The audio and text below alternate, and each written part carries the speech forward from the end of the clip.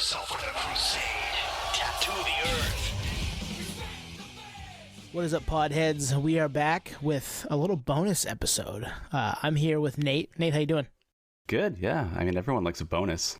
Right? Yeah. So we had some stuff over the last few weeks in our conversations with people for Tattoo the Earth that didn't quite fit the Tattoo the Earth interview. So we saved that stuff, and here it is. We're going to put it out for you right now. We got a couple cool stories from a few of the different guests: Derrick Green, Brian Fair, Shannon Larkin, Fran Strine, and then a bonus one at the end that you'll get here shortly. But yeah, we're going to lead it off right now with Derrick Green talking a little bit about podcasts and what he used to do for work. You know, it's something that I never thought about so much. I mean, I guess during the pandemic, it just really popped off in so many different ways. And I started hanging around my friend's podcast, who lives very close. Yeah, Toby. Yeah. On One Life, One Chance. And I really loved what he was doing. You know, I was like, wow, this is awesome. I've known him for so many years, like over 20 years. And we used to, before I was in Sepultura, I worked across the street from Toby, and he was starting H2O, like coming up with the logo. Like he's like, check this out, I got this idea. And I was working at Fat Farm, Russell Simmons clothing shop.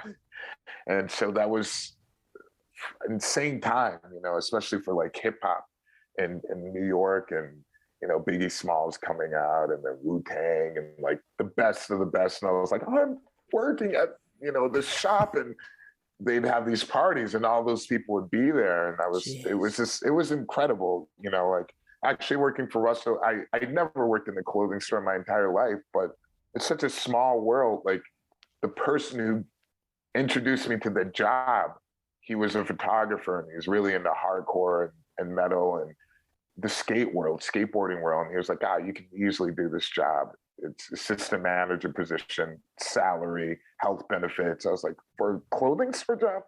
And no shit, it was just insane, you know. He's like, yeah, but this is Russell Simmons' clothing store, so it's his new thing. And so there would be all sorts of crazy people coming in from, I mean, a crazy diversity of people, from the supermodels, like the original supermodels. So it was like Naomi Campbell, Chrissy Turlington, you know, all these like the ones. Seal, Heidi Klum, Joe Montana, Arnold Schwarzenegger, Mariah Carey, Biggie, Redman, LL. We got to save some of these stories. Yeah, we will ask you about all this. Yeah. Crazy time. But anyway, that's how I met Toby, and then we had a lot to talk about, and a lot of people we had on the podcast. So I was like, oh, wow, that person seems interesting. I want to know about them. Like, you know, especially people I had no idea about their background or where they came from. Like will.i.am, he had on. I was like, what? Black That's Eyed right, Peas? he did. That was a big guest. Yes, yeah, and he was on the Warped Tour, which I didn't know Black Eyed Peas right. And that's how Toby that must met have been pre-Fergie too, right? I think so. Because I think because they had a run there without her before she joined, right? Right. I think it was at the tipping point of right when they were getting big, but people weren't feeling that Warped Tour, of course. But it was great hearing him talk about Warped Tour, just like, hey, I learned so much from it, you know, about watching those heavy bands play in front of the crowd and win the crowd and be able to move the crowd. And he's like, and that's what he's like, I learned so much from seeing that and watching them. And I was like, wow, that's so cool. You know, he's a really smart guy too. So, podcast, awesome. You know, I love it. No, we will ask you back for this. We won't do it, you know, right this second, but it will. Right. You'll give me someday. You're gonna open your email. And you're gonna be like, those guys again. All right, hopefully, let's do it. You're kidding me. All right, next up, we have the one and only Brian Fair. He is no stranger to the podcast from Overcast and Shadows Fall. We get into some fun conversation about Fish, who we've never talked about in the podcast, and also wearing an Integrity hoodie, tie-dye, and getting recognized at metal shows. This is awesome. Here it is. Well, it's funny because like I like on Twitter, I go back and forth where like if I'm on Fish tour or hitting a bunch of Fish shows, all my metalheads are just like, what the fuck is going on? Like, like, sorry, man, no, that's you got to deal with a bunch of Fish content and just eat it. Well, you were in New York, right? Because you went to the MSG shows. Yeah, I went to the MSG shows and I just hit Deer Creek in Indiana a minute ago. Like, nice. But that's it for the year. I'm fished out for a minute. My brain can only take so much. One of my buddies, our buddies that lives in Florida, was at the MSG shows too, and I was like, "Hey, if you see Brian Fair, he's there," because I saw him on Twitter. It's hilarious, man. I was wearing a tie-dyed Integrity shirt. No, that exists. So yeah, dude, and it's the Humanity is the Devil one too. So it's literally this super pretty blue tie dye with just the Humanity is the Devil on the back, and this one dude walks by and he's like, "Nice Integrity hoodie," and I'm like, "Oh, cool." And then I see him do the stop, and I look, and he's got a Full of Hell shirt on, so I'm just like waiting for it to click. And then he's like, wait a minute, Brian? I know you. Yeah. And he's like, oh, thank God there's another metal dude here. He's like, but guys in my band just don't understand why I come to these shows and blah, blah, blah. Because he was in some progressive death metal band, or whatever. Mm-hmm. And I'm like, yeah, man, they'll figure it out one day. But so there's always a few. There's always a few. I always get a few horns walking by. There's a couple. You get recognized at the Fish show, and I prefer, because if that happens at the Slayer show, I'm not surprised. Right, but when it happens at the Fish show, I'm like stoked. Yeah, that's amazing. That's fucking amazing. Yeah, you're probably trying to hide at the metal show. Leave me alone. Yeah, and what's funny is I'm definitely the one moshing at the Fish show too, because they got some riffs that get pretty heavy, and I have to remember I'm doing this Rasta stomp, and I'm like, wait a minute, okay, I'm gonna knock over some hippie kid and get in trouble here. So I gotta reel it in. Reel it in. Pull it back just a little. Just a little. All right, I gotta put you on the spot. I don't think I've ever listened to a Fish song front to back. What's the heaviest riff? Heaviest riff would either be Sloth or Horn. Horn is very Zeppelin-y heavy. Horn's it's a sick riff, but it's very Zeppelin-y. Sloth has a straight mosh part, straight. Really? No way. There you go. In the early '90s, when they were more shredding and going super fast, they had a lot of '90s hardcore riffs peppered in their jams, though, not necessarily their songs. Trey would just stumble across them in jams, and man, it was very Iceburn-ish, very into another vibes on some of that stuff. So it's in there. The guitar tone, it's not like he was playing through a dual rectifier or anything, but he could bring it heavy. These days, a little more dad rock, not gonna lie, but but the jams still get evil, man. There was a time in the '90s where they were just like, if you're on acid, we're gonna make your head explode, and they weren't nice about it. They people think they were a hippie band. I'm like, they're not a hippie band, man. They were mean back in the day. Literally playing Mach 10, saying you're never gonna get this maze in a tripped out surround sound stuff going everywhere with a bunch of people on super powerful hallucinogenics. That's just evil. Yeah, that's just straight evil, man. That's mean. Yeah. So I got to get in the right headspace. I'll clear out my basement so I can mosh to Sloth. There you go. Yeah, Sloth is the one, man. That's the one. So I'll find a good one and email a link to you. I'll find a good heavy Sloth and send it to the email. So oh hell yeah, dude, that'd be awesome. Awesome. See, I'm infecting you with Fish. I love it. All right, next we're going to get into with Shannon. He was gracious with his time and kind of did a little sidebar conversations, one of which was bantering about our hometown, which is Portland, Maine, and the scene there, kind of a local bar scene there, kind of notorious, most bars per capita, I think, for a while. It was the tagline. And also a little feud with some Mushroomhead fans, which is kind of funny. So check this out. Nice. One time I was in Maine. I was in this band in the '80s called Wrathchild America later, and we played this place called the Free Street Pub. Oh yeah. Yep. Nice. That place, I don't know if it's still there, but it was around for a long, long time, and they let their bands. Back in the day, we do 4 sets. Playing cover songs, playing all these cover song shit. But one time we were up there in the summer, and we would stay for 4 days and play 4 nights at this gig. And they had a band house. The Free Street Pub had a band house that let all the bands stay in it, Oh, wow. I caught crabs there one time. Thank you. And so we would go down to the pier, man, right there on the water. And I swear to y'all, it was 100 degrees out, hot as shit. And I said, I'm jumping in that water. I jumped in the water. I almost had a heart attack, man. It must have So been cold. 60 degrees, that water. It's insanely cold. It's cold. 60 degrees in water is cold, man. Yep. I thought I was going to die. But anyway, so hello, Maine. I love Maine. Another one. But, one time we were in Cleveland and we were playing with Slipknot, and we climbed this bleacher from behind to attack these dudes that were throwing. They had sharpened like triangle pieces of metal, and they were whipping them at Slipknot on the stage. And these motherfuckers were whizzing.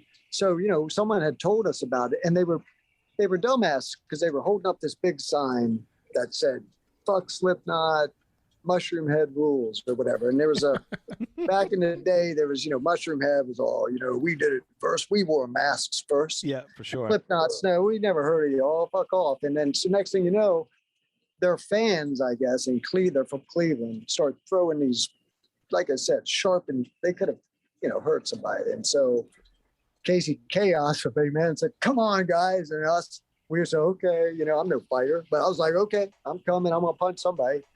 And we climbed up this fucking thing, and Sonny Mayo cocked somebody in the mouth, and Paul Fig. And next thing you know, I'm in the middle of this action, man. It was rad. I didn't even get hit.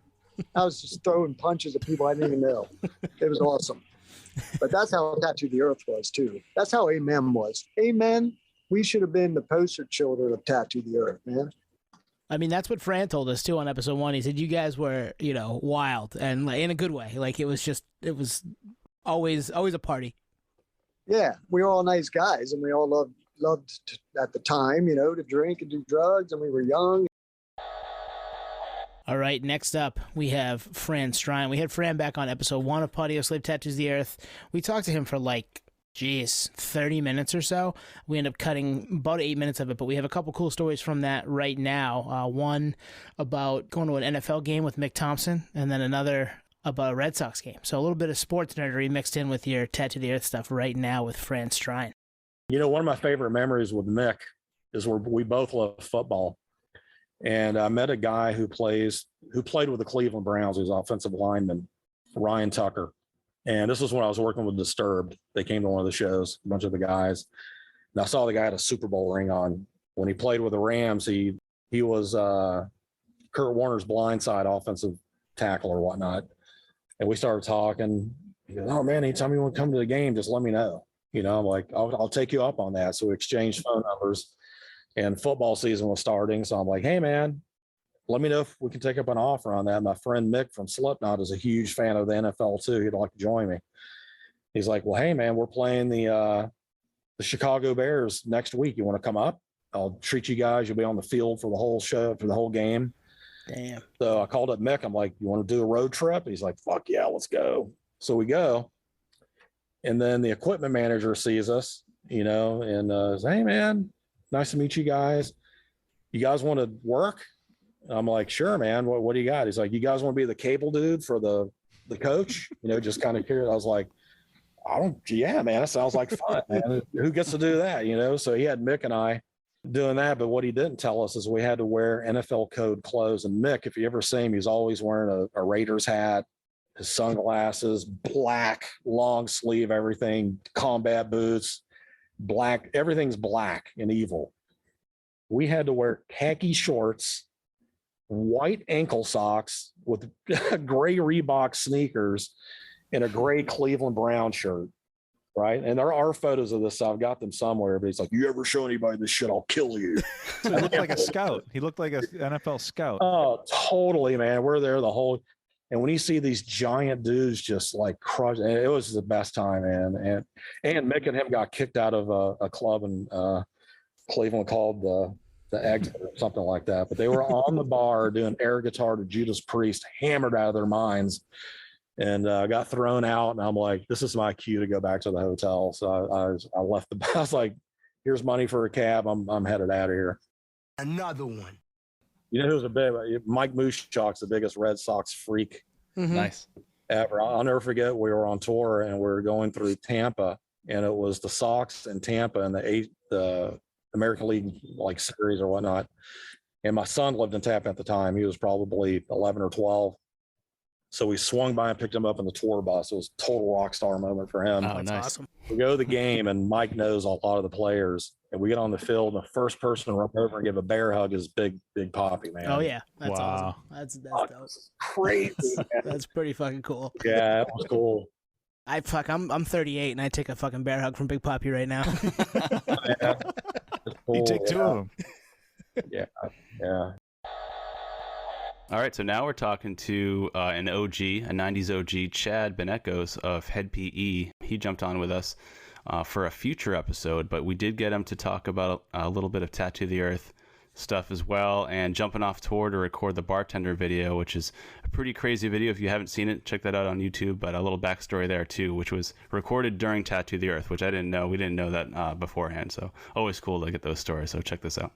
All right, Chad, we've had so many guests to kind of recollect Tattoo the Earth, both the reincarnation of the festival, but also the 2000 era, which you guys were part of, the Traveling Chaos, the Caravan of Pain, as it's told. We're curious, though, like, how did you guys find out about Tattoo the Earth? Like, when did you get the call? Where were you? Do you remember any of that?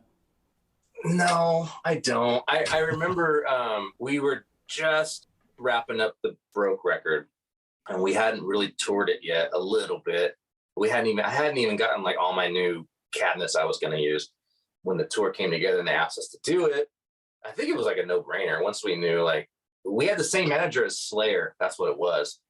Nice. So we played with Slayer a shit ton, even though that was a weird lineup. So when it was like, oh, Slipknot's playing, Slayer's playing, you guys want to do it? And we're like, fucking, of course. Like, who's going to say no, to that? But yeah. But yeah, it just wrapped up Broke. That, what was it? The record dropped August 22nd, 2000. Yeah. 9 days after Tattoo the Earth ended. So you must have been playing songs from Broke on that tour, right? Yeah. Yeah. We were just warming up. We were going through a little bit of a phase there where it was like, if you saw us on Ozfest or any of that shit from the debut record, you could see how we were. Like, we were so done. We just wore our fucking street clothes, and we had bags of laundry all sweaty and shit. And for the Broke tour, we had decided, like, maybe we should actually have some stage clothes, and have a little bit more of a stage show, and do some things the right way. And so we were just transitioning into that when Tattoo came. So we were like a hybrid of like our old self and what Broke was when you see, that spectacle of a show. We were right in the middle of doing that, So it's kind of a special moment for us. We hadn't really evolved into what we were going to become. Yeah. Trippy. How was the songs off Broke received live? Because most people wouldn't have heard the recorded version of those. Right. I don't remember, dude. I know that I don't, and I have a lot of footage. I don't know if you guys saw, I put that movie at that documentary based on all my home footage. So I have a ton of Tattoo the Earth footage. So I know when we're playing like Waiting to Die and some of the punk songs, the pit's just going for it. But some of the new songs just seem like people didn't know it. They didn't. Yeah, they didn't and I know don't think we played a lot. I think we played like Killing Time, and maybe we played Bartender, and stuff like that. We didn't play a whole lot of the new stuff. We relied on like the heavier punk stuff, I think. It's kind of crazy to think that people got to see those songs live before they ended up being massive. You know what I mean? Yeah. And we've all done that. We've all been to a concert. We've seen a band play. They're playing something that, they're playing new songs. We're like, all right, cool. Should I go take a piss? Like, I don't even know. But then you come to find out, you're like, man, I should have stuck around. That song ends up being one of my favorite songs by that band. So it's crazy. Yeah. I wish I was at shows like that. We're like, oh, they're playing something fucking new. Holy shit, that's cool.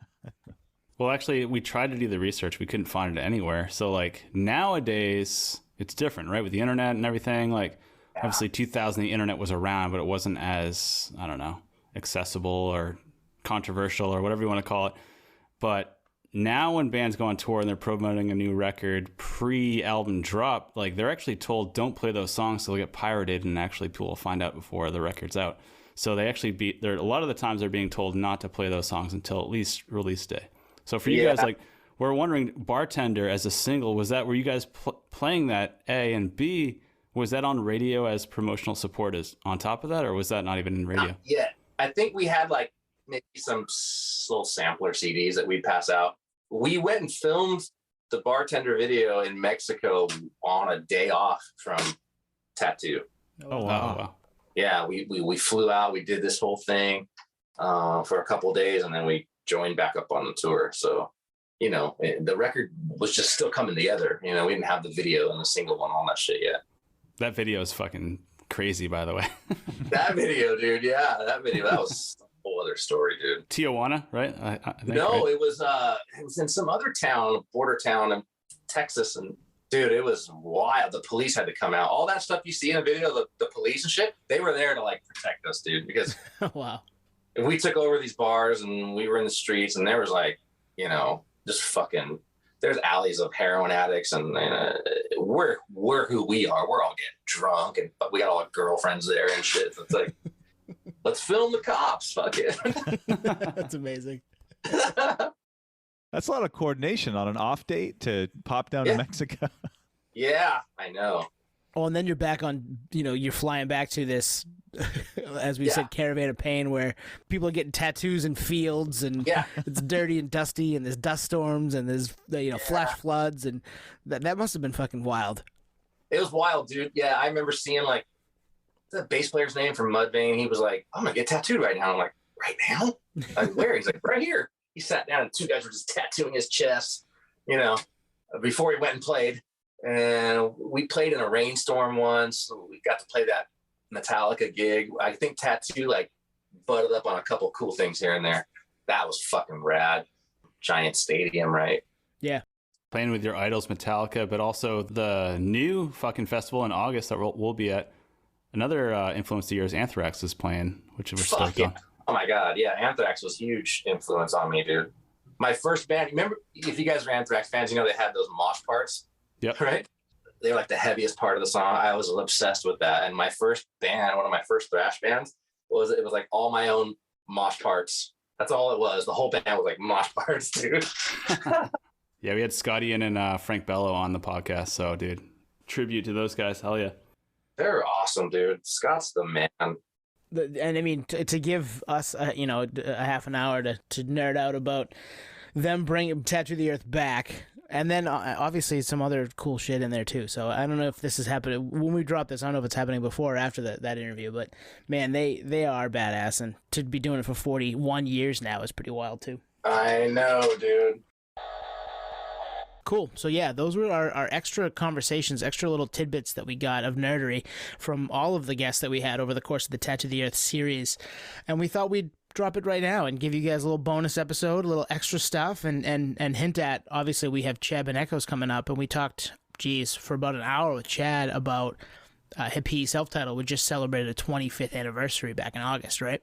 Yep. Yeah. So, I mean, it's all encompassing. We're nerds, we're geeks. So putting out the extra content, we're not going to shelve it and it's not going to get dusty. We want to put it out to the world for us or for anyone else that's interested. So that's why we put this together. But yeah, a lot of this happens quite often, actually. There's a lot of B-reel that, we save or we kind of geek out on. But this is proper for an extra, I don't know, almost like Fran Strine's Seasons DVD, right? Right. Extra content. No extra charge either, so.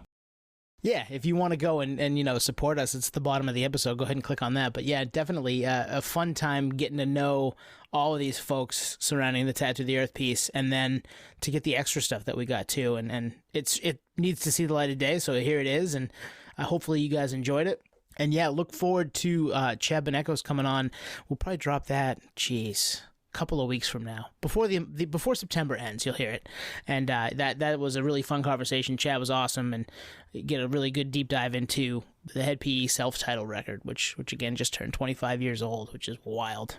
Yep, a little cliffhanger for Head PE and a bunch of other stuff that's in the bank too. So we're not joking when we say we have things logged. We're working our asses off over here. So it's all in good faith, all in trust of the nerd. So stay tuned. We'll be back next week. Hell yeah. Thanks, guys. Peace, podheads. Cheers.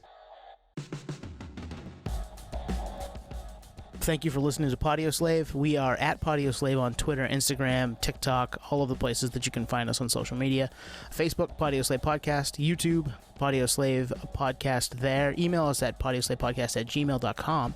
And hey, if you want to become a supporter, click on the link at the bottom of the episode and give us $1, give us $5. It keeps the lights on, keeps us going. We really appreciate that stuff. Thank you.